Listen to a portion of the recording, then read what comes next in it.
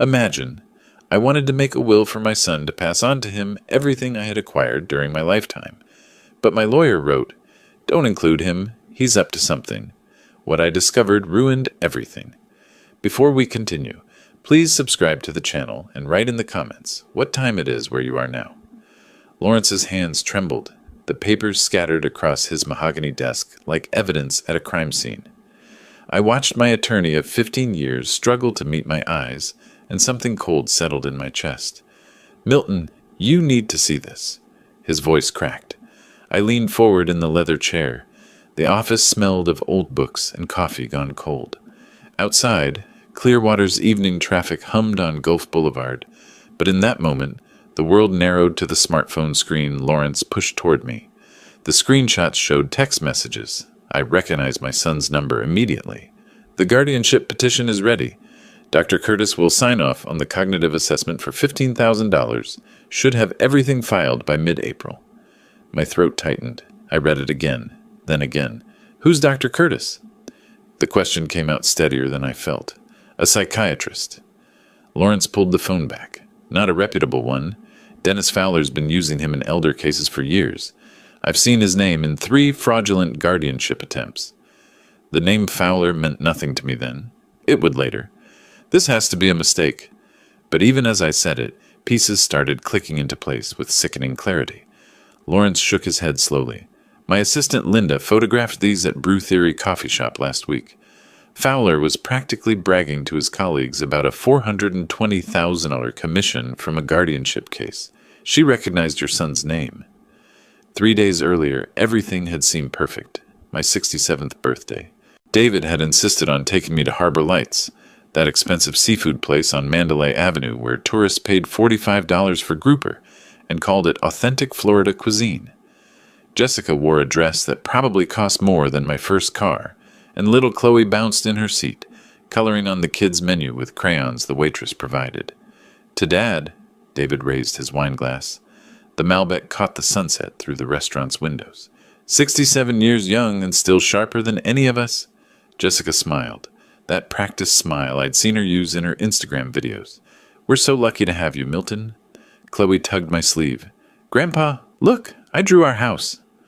I'd studied the crayon drawing, a blue square with 4 stick figures. My chest had warmed. "That's beautiful, sweetheart. Is that you?" "That's me and Mommy and Daddy and you." She pointed to each figure. I'd looked at my son then, really looked at him. At 39, David had his mother's eyes but my stubborn jaw. We'd had our differences over the years, sure. What father and son didn't? But that night, watching him cut Chloe's salmon into bite-sized pieces, something in me softened. "I've been thinking," I'd said, setting down my fork. "It's time I got my affairs in order. Make things official." David's hand paused mid-cut. "Dad? A proper will, estate planning, all of it." I'd nodded toward Chloe. "Make sure everything goes where it should. To family." Jessica's eyes had lit up. "Oh, Milton, that's wonderful. It's so responsible of you to think ahead." "I want you to have it all, son." The words came easier than I'd expected. The house on Sunset Drive, the investments, everything I built. You're my only child. Who else would I leave it to? David had stood abruptly, walked around the table, and hugged me. The embrace felt genuine. "Thank you, Dad. That means everything." Jessica had touched my hand across the table. "We'll take such good care of things. You don't have to worry about anything." I'd ordered the key lime pie after that. We'd laughed when Chloe got whipped cream on her nose. David picked up the check, $273 with tip, and didn't even flinch. It was a good night. A perfect night. Now, sitting in Lawrence's office, that memory turned rancid. "Keep reading." Lawrence swiped to another screenshot. "Once we get guardianship, he'll be moved to Sunshine Senior Living. Already have preliminary agreement. $6,500 monthly, but worth it to keep him out of the way while we liquidate assets." Liquidate assets? Like I was already dead? "There's more." Lawrence pulled up a document. "This is a petition draft for emergency guardianship, filed under mental incapacity and danger to self. They're claiming you have dementia." "That's insane." The laugh that escaped me sounded hollow. "I run a tight ship. My finances are perfect. I don't even forget where I put my keys." "I know. Lawrence's expression darkened. Which is why this is fraud. They're shopping for a doctor who'll sign paperwork saying whatever they want, for a price. My hands gripped the chair arms. The leather creaked. My son is trying to declare me incompetent? Your son, your daughter-in-law, and their attorney, Dennis Fowler. Lawrence counted them off. It's a scheme, Milton. I've seen it before. They get control of your assets, claim they're managing your care, drain everything, and by the time anyone notices, the money's gone. The office walls seemed to close in. The framed law degree behind Lawrence blurred. I thought about David's hug at the restaurant, Jessica's hand on mine, Chloe's drawing of our family. Why would they? But I knew why. The BMW 7 Series David drove, Jessica's designer handbags, the rental house in Palm Ridge that cost more than most people's mortgage, the lifestyle that exceeded a car salesman's salary by several tax brackets. How long have you known? I asked. Linda came to me 4 days ago. I've been verifying everything since then. Lawrence pulled out another file. I wanted to be certain before I said anything. 4 days ago, the day after my birthday dinner. So when I came in today talking about finally making that will, I couldn't let you put David as beneficiary, not until we know the full extent of this. Lawrence met my eyes finally. Milton, if they succeed, you'll lose everything. Your freedom, your home, your autonomy. They'll have you declared incompetent, locked away somewhere, and spend your money faster than you earned it. Outside, the traffic light on Gulf Boulevard turned red. Cars stopped. The world kept moving while mine tilted sideways. What do I do? The question sounded small. I hated how small it sounded. Lawrence straightened his shoulders. We fight back. But first, we need information. Don't let them know you're aware. Act normal. I'll start gathering evidence. He paused. Can you do that? Pretend everything's fine? I thought about 39 years of birthdays. Teaching David to ride a bike on Clearwater Beach. His high school graduation. Walking him through basic finances when he bought his first car. The hope I'd carried that despite everything, despite the distance that had grown between us, we were still father and son. Yeah, I stood. My legs felt steady, even if nothing else did. I can do that. The drive home took 12 minutes. I counted every one.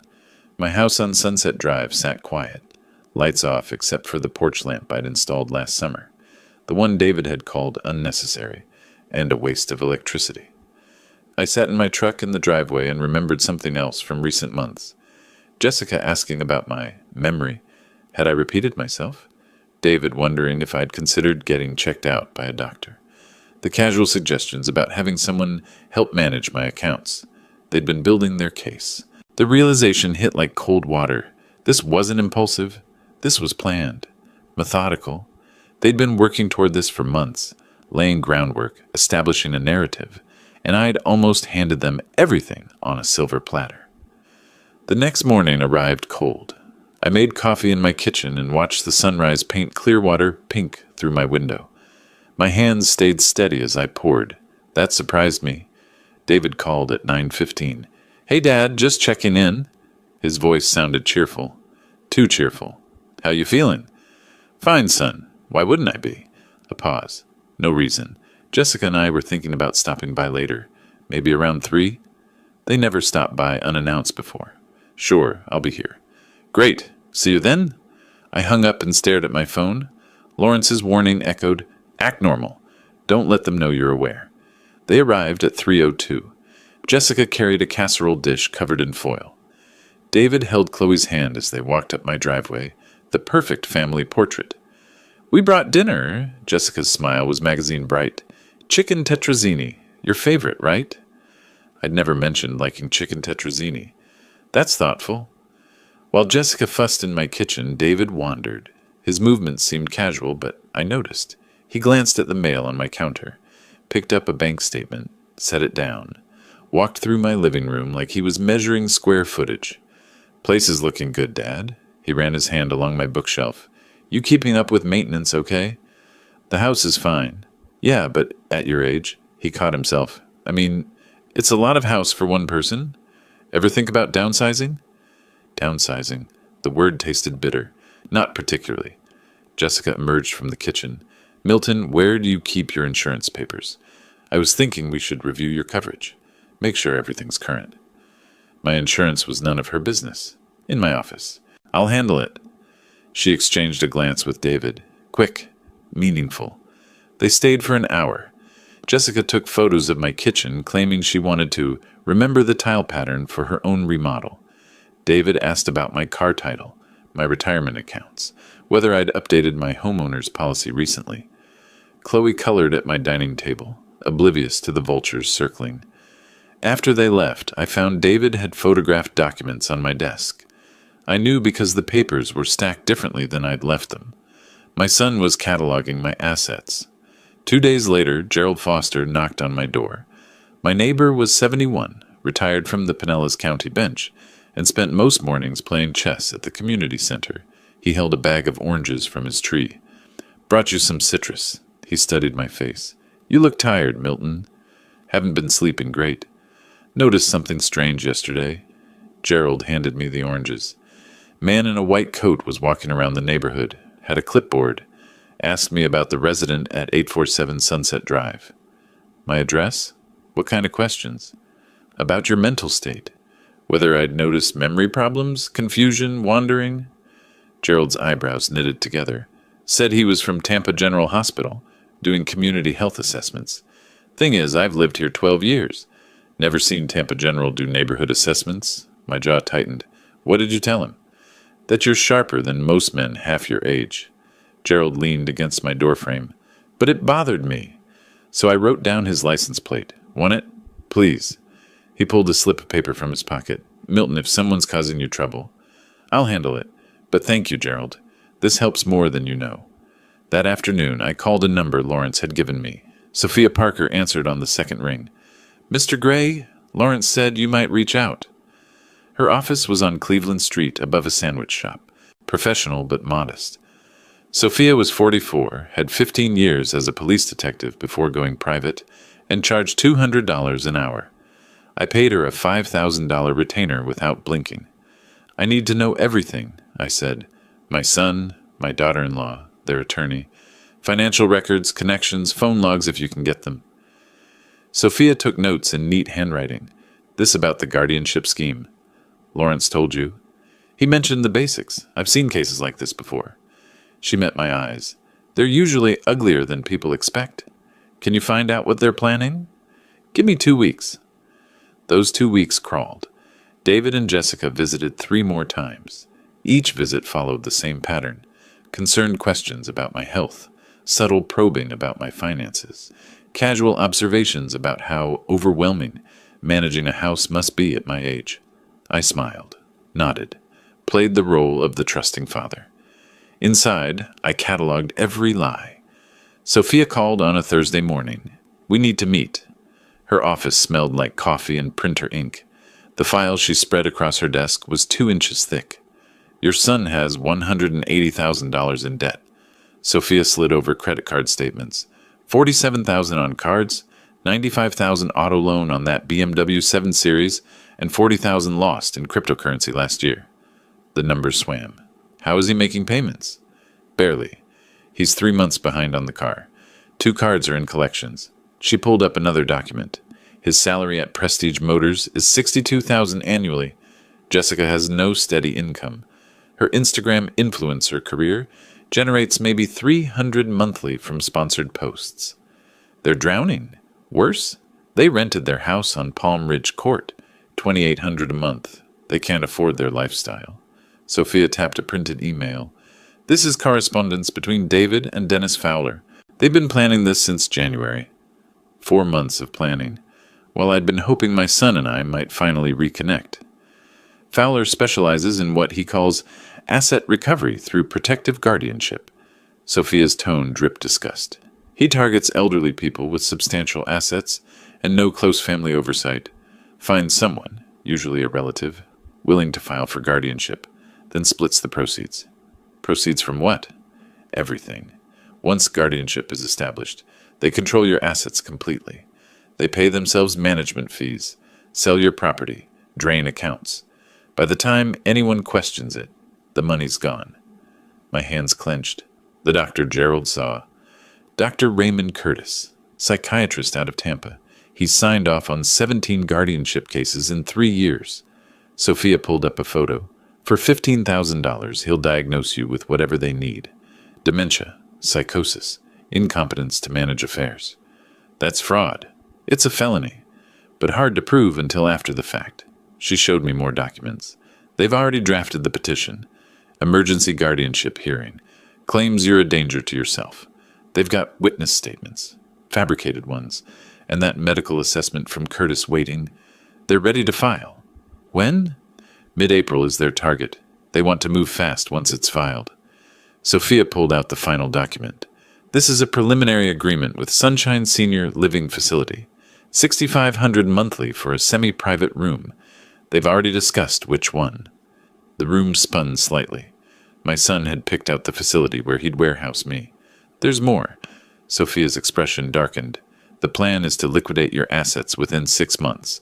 Sell the house, empty the accounts, transfer everything through an LLC Fowler controls. By the time any court reviews the guardianship, you'll be broke and living in that facility on Medicaid. I sat back. The chair creaked. $2.8 million. Give or take. Enough to clear David's debts and set them up comfortably. Sophia closed the file. I'm sorry, Milton. I know this isn't easy to hear. Easy. The word didn't cover it. This was my son. The boy I'd raised, who I'd supported through college, helped with his first apartment deposit, celebrated with at his wedding, the boy who was now planning to steal my life. What are my options? My voice came out flat. We can report Curtis to the medical board, Fowler to the Florida bar, but that takes time. Sophia leaned forward.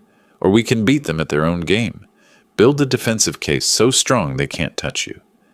I thought about David's hug at Harbor Lights, Jessica's hand on mine, the lies wrapped in affection.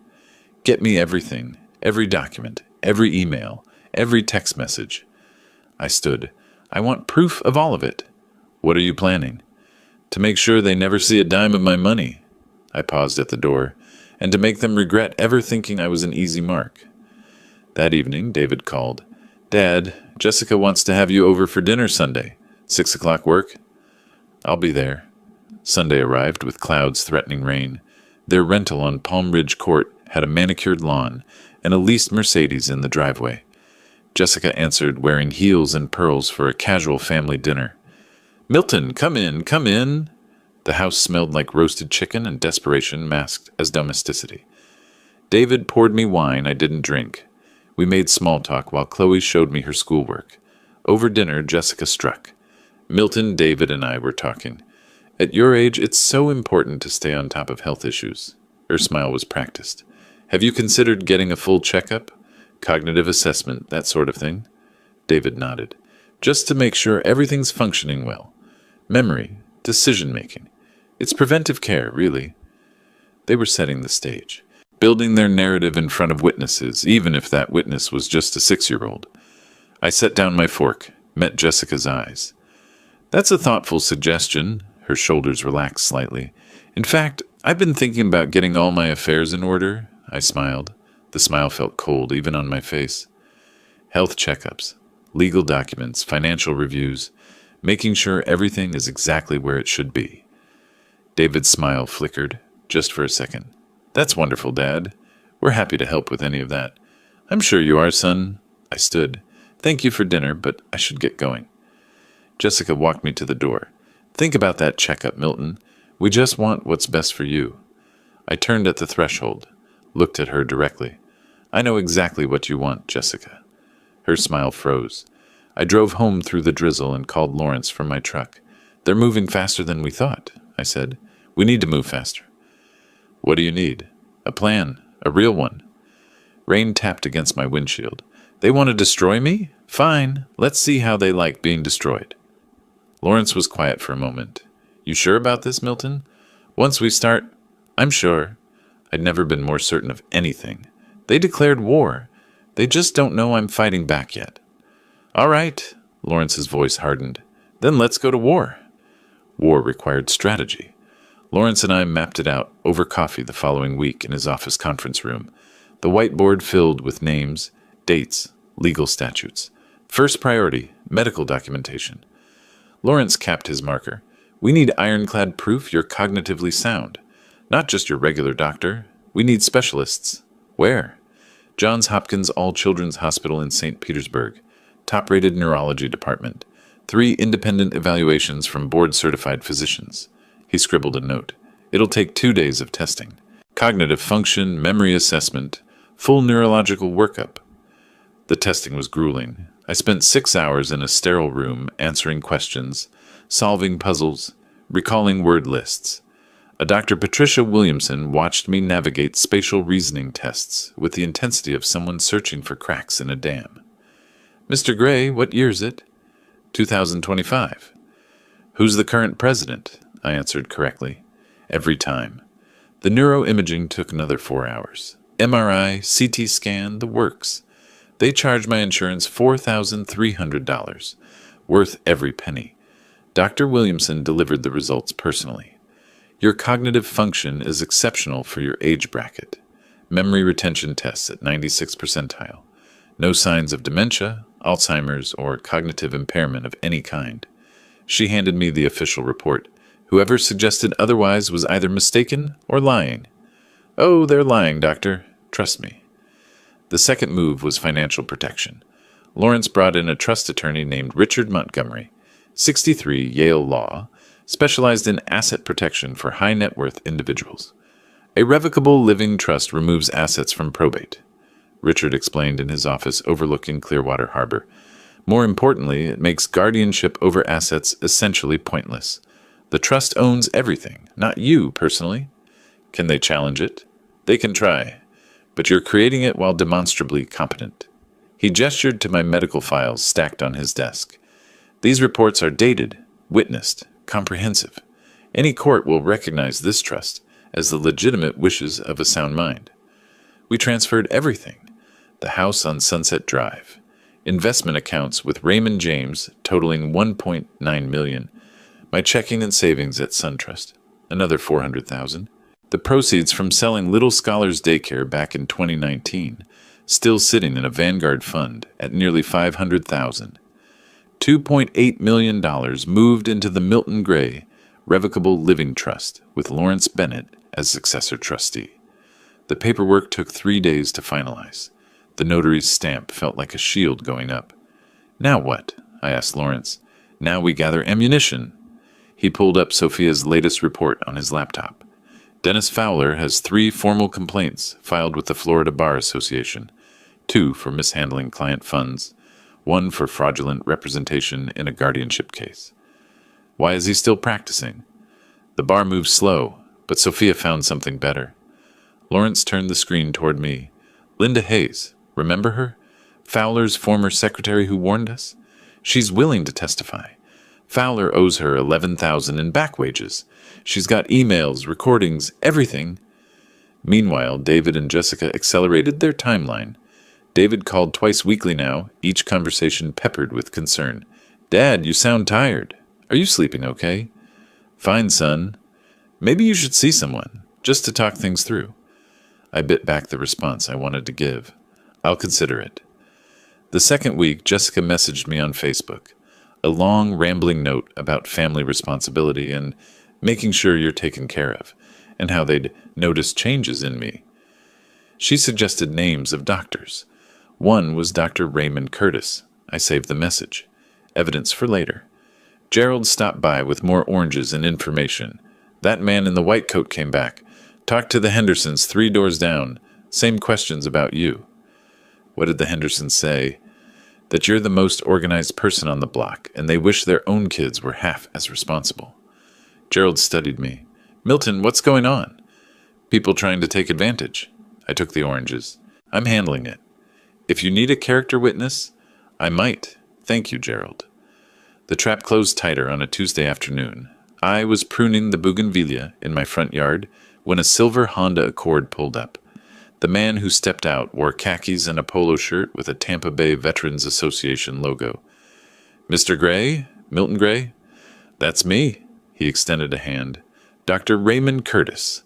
I'm doing complimentary health screenings for veterans in the area. Got about 15 minutes for a quick assessment. So this was their play. Free screening. Get me to say something they could twist. I smiled, shook his hand. Sure, doctor. Come on in. My phone was already recording in my shirt pocket. Lawrence had insisted I keep it ready. Voice-activated app. Stores everything to cloud backup. Dr. Curtis settled on my couch. Professional smile. Clipboard ready. This is just a basic cognitive wellness check, nothing invasive. Appreciate it. How old are you, Milton? 67. And you live alone? I do. He made notes. Any family nearby? My son and his family, about 10 minutes away. They check in on you regularly. Often enough. I kept my tone mild. Good, good. Family support is crucial. He leaned forward. Have you noticed any memory issues lately? Forgetting appointments, misplacing items, that sort of thing? Can't say I have. What about confusion? Times when you're not sure where you are or what day it is? Nope. His pen paused. Any difficulty managing finances? Bills, accounts, that type of thing? My finances are in perfect order. Of course, but sometimes people don't realize. He caught himself, started over. What I mean is, at your age, it's natural for things to become overwhelming. Many people benefit from having family help manage day-to-day affairs. There it was, the narrative. Dr. Curtis. I sat back. Who referred you to me?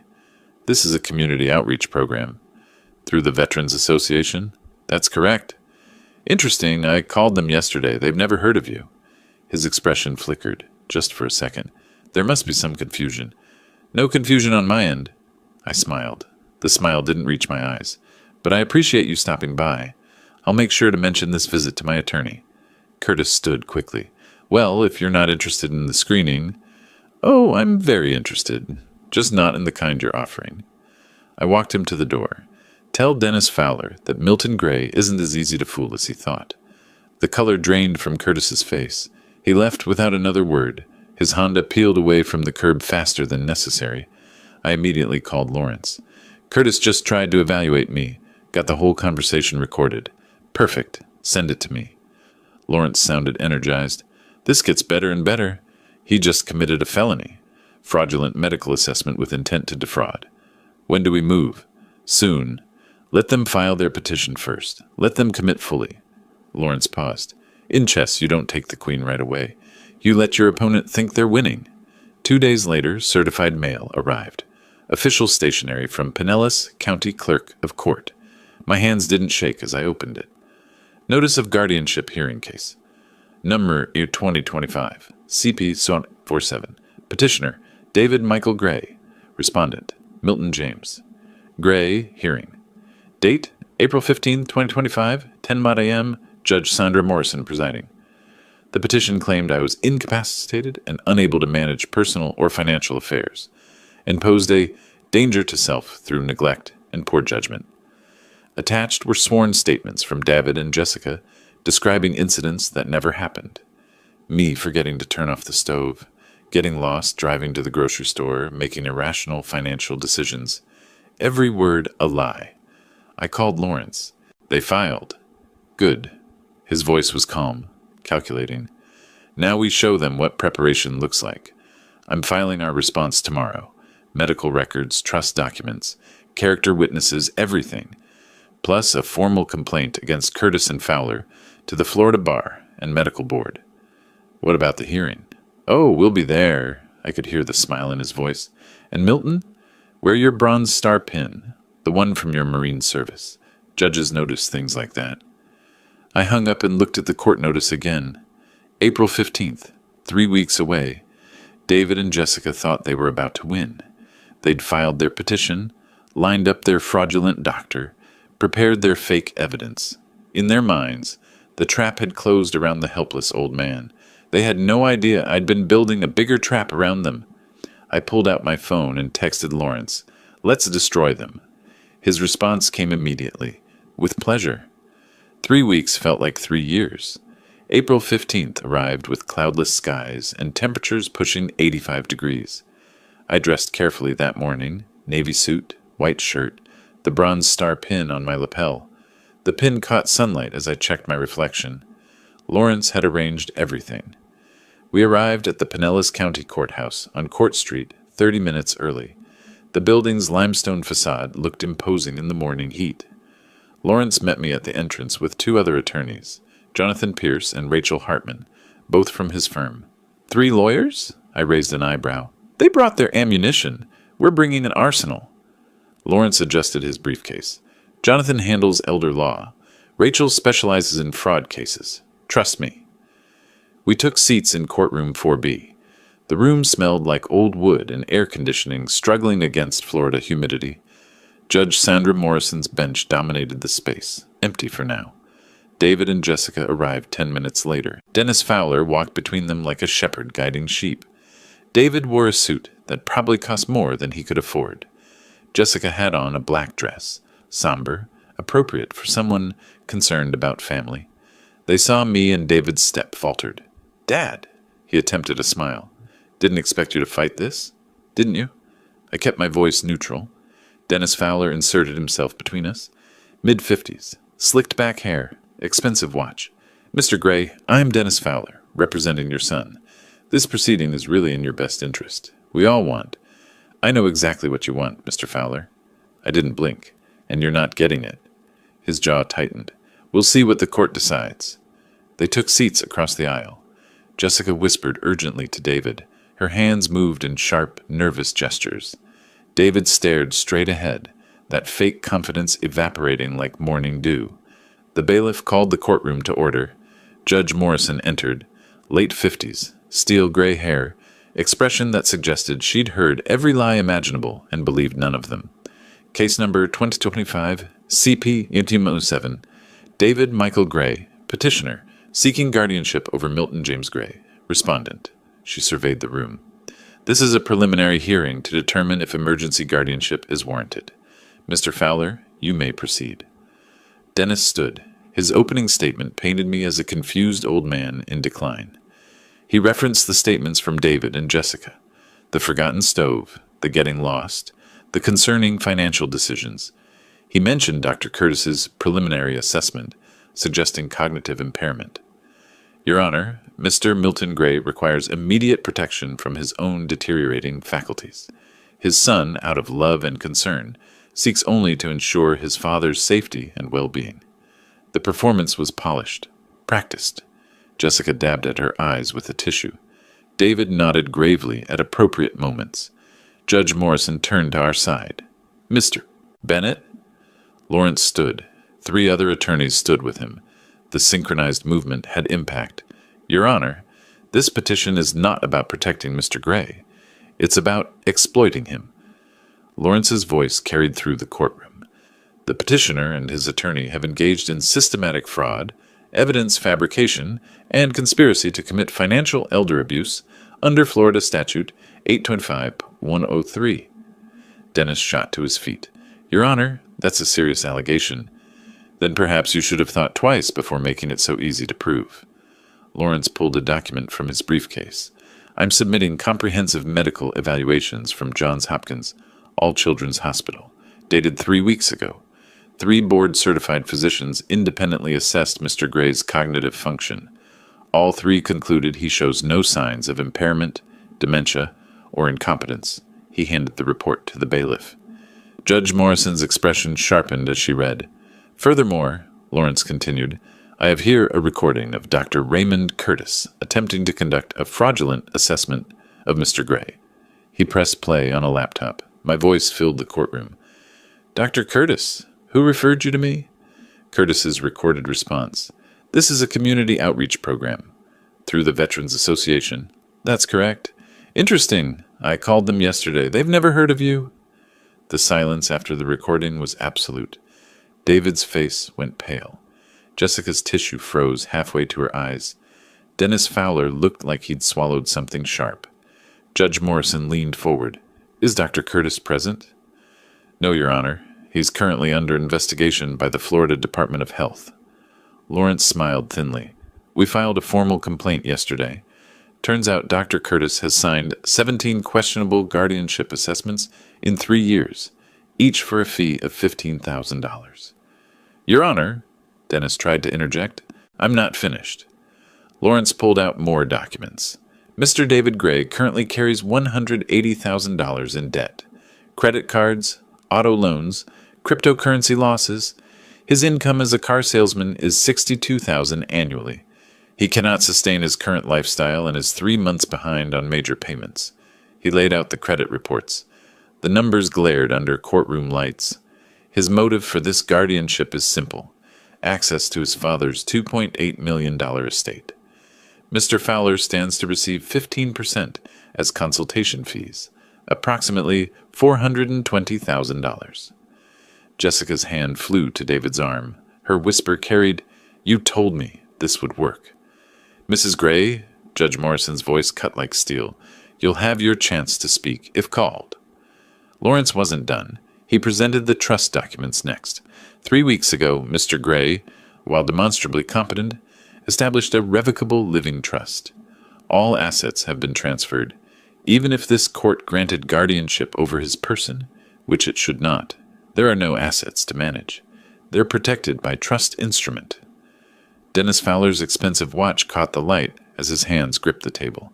His carefully constructed case was imploding in real time. "Finally, Your Honor," Lawrence's tone went cold. "Mr. Dennis Fowler has 3 pending complaints with the Florida Bar Association. 2 for mishandling client funds, 1 for fraudulent representation in a previous guardianship case. His former secretary, Linda Hayes, is prepared to testify about systematic elder abuse schemes Mr. Fowler has operated for years." Judge Morrison removed her glasses, rubbed the bridge of her nose. "Mr. Fowler, do you have response to any of this?" Dennis stood slowly. His rehearsed confidence had evaporated. "Your Honor, we had reason to believe—" "You had greed, Mr. Fowler, not reason." Judge Morrison's expression could have frozen fire. "This petition is denied. Furthermore, I'm ordering an immediate investigation by the State Attorney's Office into potential fraud, conspiracy, and elder abuse violations." She turned to David and Jessica. "Mr. and Mrs. Gray, you attempted to defraud your own father through false testimony and fabricated evidence. I suggest you secure different legal counsel because Mr. Fowler is about to have problems of his own." The gavel struck. The sound echoed. David sat frozen. His face had gone from pale to gray. Jessica burst into tears, real ones this time, born of panic rather than performance. Dennis Fowler gathered papers with shaking hands, already calculating his defense strategy. Outside the courtroom, David caught up to me in the hallway. "Dad, please, I can explain—" "Explain what?" I turned to face him. "Explain how you planned to declare me incompetent? How you were going to warehouse me in Sunshine Senior Living for $6,500 a month while you sold my house? How you were going to spend my money before I was even declared legally incapable? It wasn't supposed to." He stopped, started again. "Jessica," she said. "Don't blame your wife for your greed, David." My voice stayed level, ice-cold level. "You wanted my money more than you wanted a father. Congratulations. You got neither." Jessica pushed past him, mascara running in black rivers down her cheeks. "This is your fault. You said it was foolproof. You said he'd never know." "Keep it together," David hissed at her. "Keep it together?" Her voice rose to a pitch that turned heads. "We just lost everything. The judge said fraud. Do you understand what that means?" They argued in whispers that weren't whispers. Lawrence touched my elbow. We should go. As we walked away, I heard David call out, "Dad, wait." I didn't turn around. That evening, Dennis Fowler received certified mail from the Florida Bar Association. Emergency disciplinary hearing scheduled. License suspension pending investigation. Dr. Raymond Curtis received a visit from FBI agents. Turns out Medicare fraud carries federal charges. And me? I sat on my porch on Sunset Drive, watching the sun set over Clearwater, and felt nothing but cold satisfaction. The war had just begun. They'd fired the first shot back in January when they started plotting. I'd just fired back, and my aim was better. The fallout moved faster than Florida summer storms. Within 48 hours of the hearing, Dennis Fowler received notice of emergency license suspension from the Florida Bar. The investigation Lawrence had triggered expanded beyond our case. Turned out Fowler had 17 similar schemes documented across Pinellas and Hillsborough counties over 6 years. Dr. Raymond Curtis fared worse. Federal agents arrested him on charges of Medicare fraud and conspiracy to commit wire fraud. His little side business of selling diagnoses had cost taxpayers an estimated $2.3 million in fraudulent guardianship proceedings. The FBI press release made regional news, but the real bomb dropped 5 days after the hearing. Tampa Bay Times ran the story on page 3. The headline made my coffee taste better. Clearwater man attempts to defraud own father through bogus guardianship. The article didn't name David directly, journalist ethics and all that, but the details were specific enough that anyone in Clearwater could connect the dots. 67-year-old veteran, successful daycare business owner, son carrying massive debt, attorney with history of elder abuse schemes. Gerald brought me the newspaper that morning. Saw this and thought of your situation. He pointed to the article. Says here the veteran was a Bronze Star recipient. That you? Might be. His eyebrows rose. Milton, why didn't you ever mention? Didn't seem relevant. I folded the paper. Ancient history. Not so ancient if someone tried to steal from you because they thought you were an easy target. Gerald settled into my porch chair without invitation. You know what the community center's saying? I can imagine. Henderson's figured it out, they told the Johnsons. Now everyone's talking. He shook his head. Your son's reputation's finished in this town. I felt a flicker of something, not quite guilt, maybe recognition that I'd gone nuclear when a smaller bomb might have worked. But then I remembered the court documents, the fabricated stories, the plan to lock me away in Sunshine Senior Living while they liquidated everything I'd built. The flicker died fast. He earned that reputation, Gerald. David's employer apparently agreed. Prestige Motors called him in 3 days after the hearing. The sales manager, a guy named Tom Rodriguez, had fielded complaints from customers who'd read between the lines in the newspaper article. I know this because David called me that evening. Dad, please, they're putting me on probation. Rodriguez says customers don't trust me anymore. His voice cracked. I'm about to lose my job.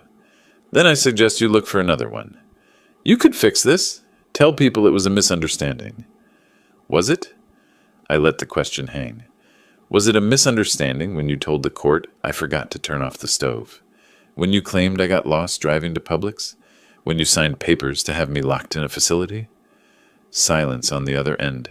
That's what I thought. I hung up. Jessica's Instagram imploded even faster.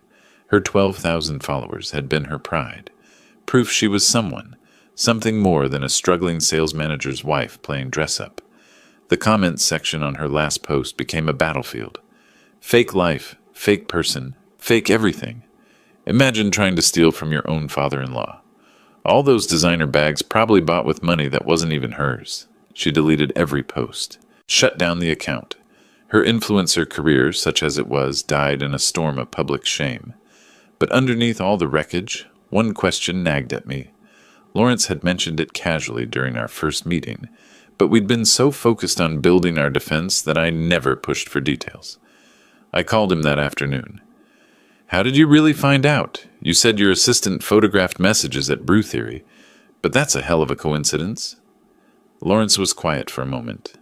Linda Hayes, my paralegal, she used to work for Dennis Fowler. Used to? He fired her 8 months ago. Actually, he stopped paying her first. $11,000 in back wages, then fired her when she complained.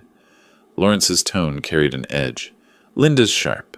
When she worked for him, she saw the pattern. Wealthy elderly clients, questionable guardianships, money disappearing into LLCs that Fowler controlled. She knew what he was doing. Knew it. Couldn't prove it. Bar complaints require evidence, and Fowler's good at covering tracks. Lawrence paused. But when she started working for me in January, she kept tabs on her old employer. Professional curiosity, maybe. Or revenge. Smart woman. Very. She was having coffee at Brew Theory last month when Fowler came in with 2 colleagues. They sat 3 tables away. Fowler was practically crowing about his biggest score yet, a guardianship case worth $420,000 in fees. I could picture it. Arrogant lawyer celebrating before the victory was secured. Linda heard your son's name? David Gray. She remembered you from when you'd called my office about estate planning last year. Lawrence's voice tightened. She took photos of Fowler's phone when he left it on the table to use the restroom. Got screenshots of the whole text chain with David. Then she brought them to you. That same day, told me everything. Lawrence exhaled. That's when I sent you that message. Don't include him in the will. He's planning something. The pieces clicked into place. A fired secretary with a grudge, a careless attorney celebrating too early, a paralegal smart enough to connect dots. I owe Linda Hayes my life savings, I said quietly. She'd probably settle for that 11,000 Fowler owes her. Lawrence's smile carried through the phone. But I've got better news. The Bar Association is investigating those wages too. She'll get paid plus penalties. After I hung up, I sat on my porch and thought about chains of events. If Fowler had paid Linda, if she hadn't been in that coffee shop, if she hadn't recognized David's name, if Lawrence hadn't warned me, I'd have signed over everything. My son would have declared me incompetent. I'd be in a facility right now, drugged and docile, while David and Jessica burned through 39 years of my work. The cold rage that had sustained me through the hearing crystallized into something harder, more focused. They didn't just try to steal my money. They tried to steal my mind, my dignity, my freedom. They were willing to destroy me completely. I called Lawrence back. I want to file a civil suit. Against whom? David, Jessica, both of them. My jaw set. Emotional distress. Fraud. Attempted financial exploitation. Whatever applies under Florida law. That's escalation, Milton. The criminal investigation might be enough. It's not enough. I cut him off. They need to understand there are consequences. Real ones. Financial ones. Lawrence considered this. How much? $500,000. He whistled low. That'll bankrupt them. They were planning to bankrupt me and pretend it was love? I watched a pelican circle over Clearwater Bay in the distance. Fair's fair. I'll draft the complaint tomorrow. The lawsuit notification arrived at David's rental house via certified mail 1 week later. I knew because he called immediately, voice shaking somewhere between rage and panic. $500,000? Are you insane? Am I? I kept my tone conversational. That's what you wanted from me. Seems proportional. Dad, we're sorry. We made a mistake. You can't. I can. I am. I paused. You know what's funny, David? You weren't wrong to think I had money. You were wrong to think I was stupid enough to let you take it. This will destroy us. Good. The word came out colder than I intended. Or maybe exactly as cold as I intended. You were willing to destroy me. At least I'm leaving you your freedom. That's more mercy than you planned to show me. He tried pleading, bargaining, finally threatening, though what he thought he could threaten me with after everything remained unclear. I hung up mid-sentence. That evening, Jessica called from her parents' house in Orlando. She'd left David, apparently, taken Chloe and run home to Mommy and Daddy. Milton, please. Her voice was raw. I know what we did was wrong. I know that. But Chloe asks about you every day. She misses her grandfather. That hurt. The first real wound they'd managed to land. Put her on, I said. Grandpa? Chloe's voice was small. 6 years old and caught in the middle of adult wars. Hey, sweetheart. You being good for Grandma and Grandpa? Yes. When can I see you? My throat tightened.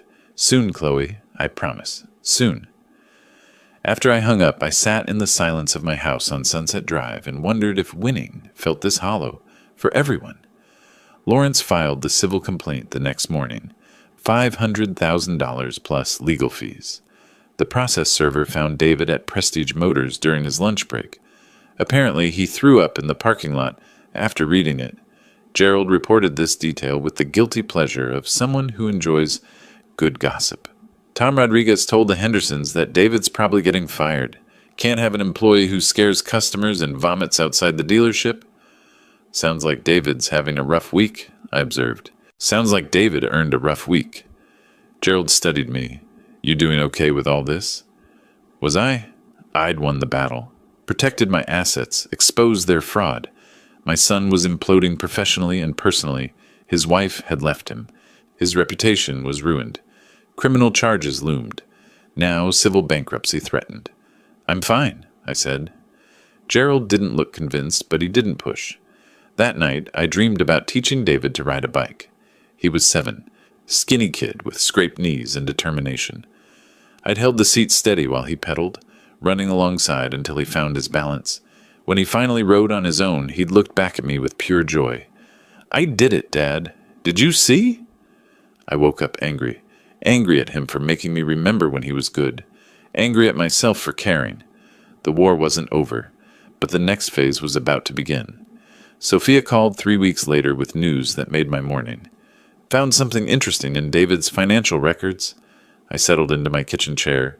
"I'm listening." "That BMW 7 Series he drives, loan application shows he claimed annual income of $98,000. Papers rustled on her end. His actual W-2 from Prestige Motors shows $62,000. That's fraud. Gets better. He listed the car's value at $115,000. Kelley Blue Book puts that model at $87,000 max. Sophia paused for effect. He inflated both his income and the collateral value. Tampa Bay Credit Union gave him $95,000 based on false information. I remembered something then. Years ago, when Little Scholars Daycare was thriving, I'd provided free childcare slots for military families. The program director at MacDill Air Force Base had been grateful, sent me a handwritten thank you note. Her husband worked at Tampa Bay Credit Union, branch manager if memory served. "Can you send me the loan documents?" Already in your email, I drafted a careful message that afternoon, not accusatory, just concerned. A father who discovered his son might have made errors on a loan application and wanted to bring it to the bank's attention before anyone got hurt. I hit send and waited. Tampa Bay Credit Union's fraud department moved faster than I expected.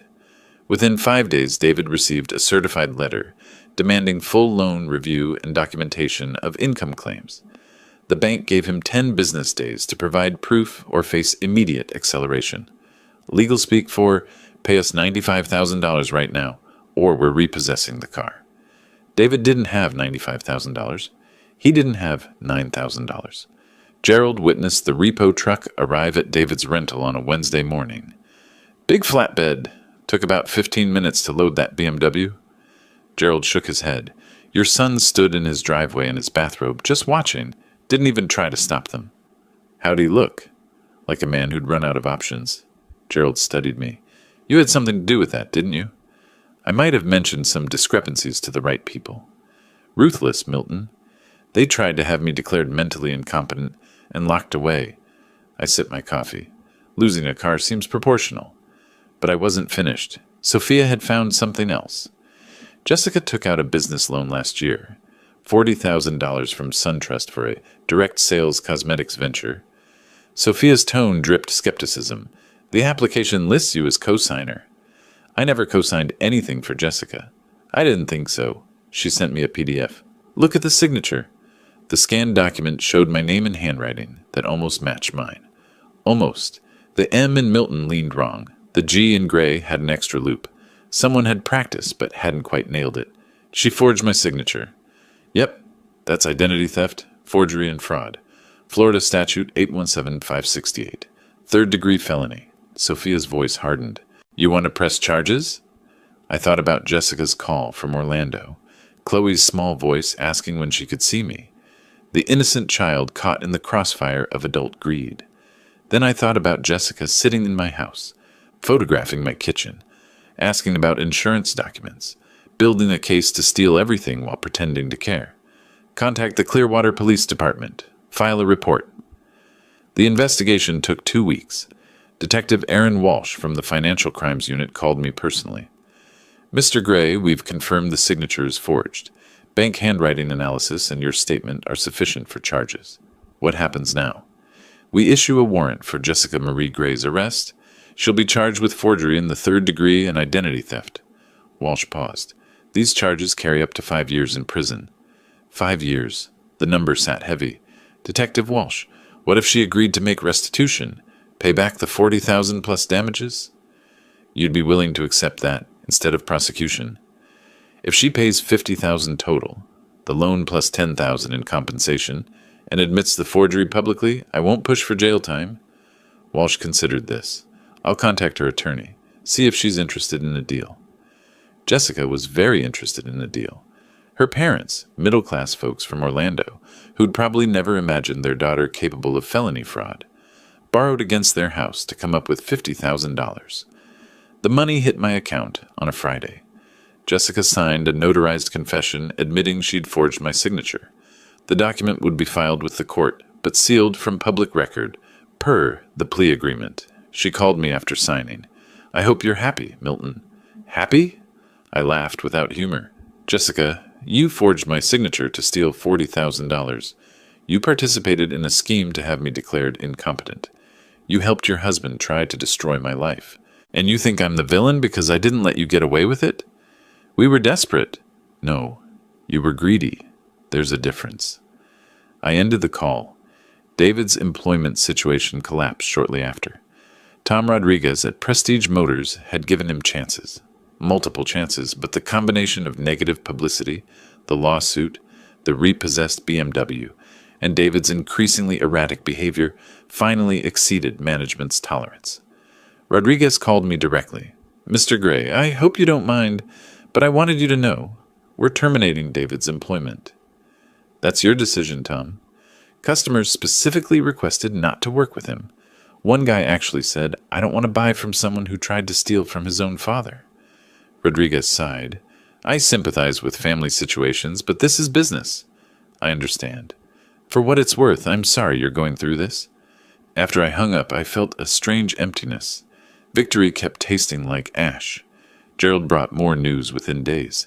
Moving trucks showed up at David's place. He's leaving Palm Ridge Court. Where's he going? Studio apartment on Missouri Avenue. Saw the listing, $950 a month. Rough neighborhood. Gerald's expression held something like pity. "Your son's fallen pretty far. From a $2,800 rental with a leased Mercedes to a $950 studio in the sketchy part of Clearwater. From $62,000 a year to unemployment. From married to separated, possibly divorced.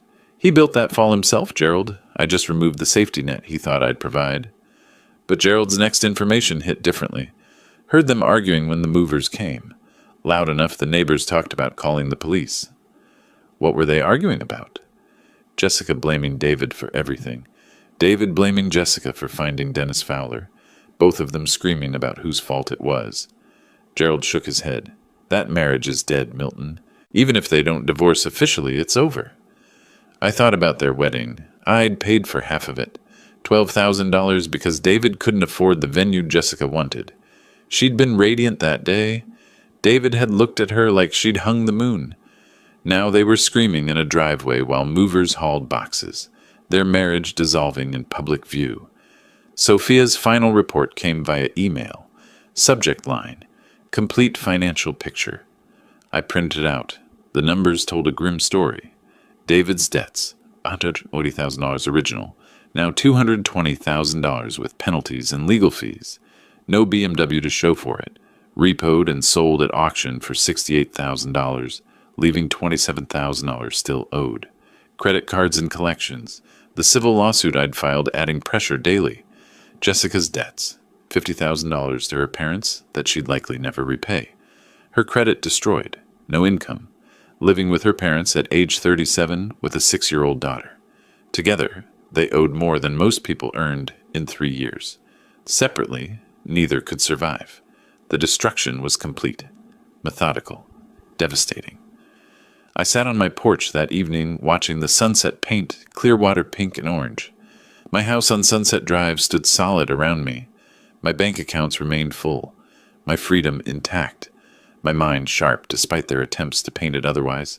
I'd won every battle, protected everything, destroyed everyone who'd tried to destroy me. So why did I feel like I'd lost something anyway? My phone buzzed. Text from David. "Can we talk, please?" I stared at the message for a long time. My son, broke and broken, reaching out. The boy I'd taught to ride a bike. The man who'd planned to lock me away and steal my life. I typed a response, deleted it. Typed another, deleted that too. Finally, I turned off the phone and poured myself a drink. Some conversations could wait. Some wounds needed to bleed a while longer. The war had casualties on both sides. I was just better at hiding mine. June melted into July with humidity thick enough to chew. I ignored David's texts, 17 of them over 5 weeks, each one more desperate than the last. Jessica stopped calling after the restitution payment cleared. Smart woman, knowing when she'd lost. The invitation arrived on a Tuesday. Heavy cardstock, embossed seal of the state of Florida. I almost threw it away with the junk mail. Mr. Milton Gray, you are cordially invited to the 4th of July Veterans Recognition Ceremony at Clearwater Beach. Governor Ron Caldwell will be presenting the Community Hero Award. Your presence is requested at 10 a.m. Ron Caldwell. I hadn't heard that name in years. We'd served together in the Marine Corps back in the 80s. Different platoons, same deployment. Lost touch after discharge, though I'd followed his political career with distant interest. Watched him climb from city council to state senate to governor's mansion. I called the number on the invitation. A polite assistant confirmed. Yes, Governor Caldwell had specifically requested my attendance. Yes, the award was legitimate. Yes, it was being televised by Bay News 9 and covered by local newspapers. The governor mentioned your charitable work with military families, the assistant explained. He'd like to honor that legacy. Legacy? Interesting word. I hadn't publicized Little Scholars Daycare's military program. Never sought recognition for providing free childcare to service members' families from 1995 through 2019. Did it because it felt right, because I'd been a Marine once, and knew the challenges military families faced. Apparently, Ron remembered. The morning of July 4th arrived with cloudless skies and temperatures already pushing 90. I dressed carefully, light gray suit, white shirt, bronze star pin on my lapel. The pin caught sunlight as I locked my front door. Clearwater Beach was packed. Tourists mixed with locals, American flags everywhere, the smell of sunscreen and hot dogs heavy in the salt air. A temporary stage stood near Pier 60, draped in red, white, and blue bunting. Chairs faced the Gulf of Mexico, already filling with attendees. A staffer with a clipboard found me. "Mr. Gray, please follow me." They seated me in the front row. Third seat from the aisle. Perfect camera angle, I'd realize later. The ceremony opened with the national anthem. A local high school choir sang. The mayor gave a speech about service and sacrifice. Then Governor Caldwell took the stage. He looked older than his campaign photos. 69 now, hair more silver than brown, but he carried himself like the Marine he'd been. Straight spine, steady gaze, voice that projected without microphone assistance. Today we honor citizens who embody the values we celebrate on Independence Day. Caldwell's eyes swept the crowd. Service, sacrifice, community. These aren't abstract concepts. They're lived by real people who make real differences. He spoke about several recipients. A firefighter who'd saved 3 children from a burning apartment.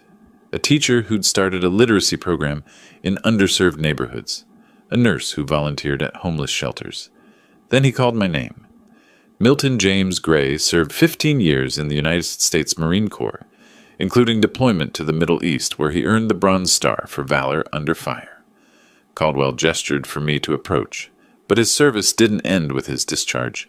In 1995, Milton opened Little Scholars Daycare with a mission: provide quality childcare to working families, with free services for military personnel. I walked to the stage. The audience applauded. Camera flashes popped. Caldwell shook my hand, leaned in close. "Good to see you again, Milton. Still kicking, I see." "Still kicking, sir." He turned back to the microphone. "I know this man personally. We served together. Milton Gray is someone who understands that freedom isn't free, and community isn't built by people who only take." He handed me a framed certificate and a medal on a blue ribbon. "This is the Florida Community Hero Award. It's given to citizens who exemplify selfless service. Milton, on behalf of the state of Florida, thank you." More applause. More cameras. A reporter from Tampa Bay Times asked for a statement. I kept it brief. Honored to be recognized. Grateful for the opportunity to serve. Military families deserve our support. The ceremony concluded with another anthem and a flyover by Coast Guard helicopters. People congratulated me as the crowd dispersed. Old clients from Little Scholars Daycare approached with stories about how the free childcare had saved them during deployments, during hardships. "Gerald found me near the parking area. Didn't know you were a war hero, Milton." "I'm not a hero. I just did my job." "Bronze Star says different." He gripped my shoulder. "Proud to know you." But the real impact happened later. Bay News 9 aired the ceremony on their evening broadcast. The segment lasted 4 minutes. Showed Caldwell's speech, my handshake with the governor, brief interview clips. David and Jessica saw it. I know because Jessica's mother called me that night from Orlando. Mr. Gray, this is Patricia Henderson, Jessica's mother. Her voice was tight, professional. My daughter just watched the news coverage of your award ceremony. Did she? She had no idea about your military service, or your connection to the governor, or the scope of your charitable work. A long pause. She's sitting here crying, Mr. Gray. Says she never knew who you really were. She never asked, Patricia. I understand why you did what you did, after everything that happened. Patricia's voice softened slightly. But my granddaughter saw her grandfather on TV being called a hero, and she can't understand why she's not allowed to see him. That hit harder than intended. Chloe, innocent Chloe, watching Grandpa receive awards while living in exile because her parents were criminals. I'll consider reaching out, I said carefully, but not yet. I understand, Patricia hung up. David's text arrived minutes later. Why didn't you ever tell me? About the Bronze Star, about serving with the governor, about everything? I stared at the message. So many possible responses. I chose the simplest. You never asked who I was. You only cared what I had. 2 days after the ceremony, Amanda Foster approached me at Brew Theory Coffee Shop. Gerald's daughter, the journalist. 34, sharp eyes, notebook always ready. Mr. Gray, I'd like to interview you for an article I'm writing. She slid into the chair across from me.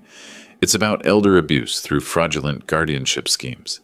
Recent high-profile case here in Clearwater brought attention to the issue. Recent high-profile case, I repeated dryly. Amanda smiled slightly. Dad told me a little. Told me you might have insights. She opened her notebook. I won't use names, but I'd like to tell the story. How these schemes work, how they target veterans and elderly citizens, how families sometimes become predators. Why me? Because you fought back and won. Most victims don't. Most end up in facilities, assets drained, families destroyed. Her expression hardened. I want people to understand this isn't rare. It's systematic. And it's happening to people like you. Decorated veterans, successful business owners, sharp minds in aging bodies. I agreed to the interview. Spent 2 hours walking her through the mechanics of guardianship fraud without naming David or Jessica directly. The facts were specific enough that anyone who'd followed local news could connect the dots. The article ran in Tampa Bay Times on July 15th, front page of the Metro section. When family becomes the enemy, one veteran's fight against guardianship fraud. Amanda had done her homework. The piece detailed Florida's guardianship laws, cited statistics on elder abuse cases, interviewed lawyers and advocates. My story wove through it, anonymous but unmistakable.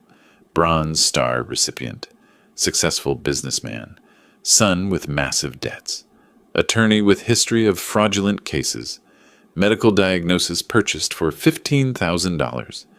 The article mentioned the governor's July 4th ceremony without naming me directly, but the timing was obvious. Anyone reading could figure it out. Clearwater's community wasn't large. Word spread like wildfire through dry grass. Gerald reported reactions with the gleeful energy of someone who enjoyed seeing justice served. The Hendersons won't talk to your son if they see him at Publix. The Johnsons cross the street to avoid him downtown. Rita Patterson told everyone at the community center that David Gray is persona non grata in civilized society. Jessica fared worse. She'd tried returning to Clearwater to apply for jobs, retail, administrative work, anything to rebuild. But employers Googled her name, found the articles, made excuses about positions being filled. She applied at Target on Gulf to Bay Boulevard,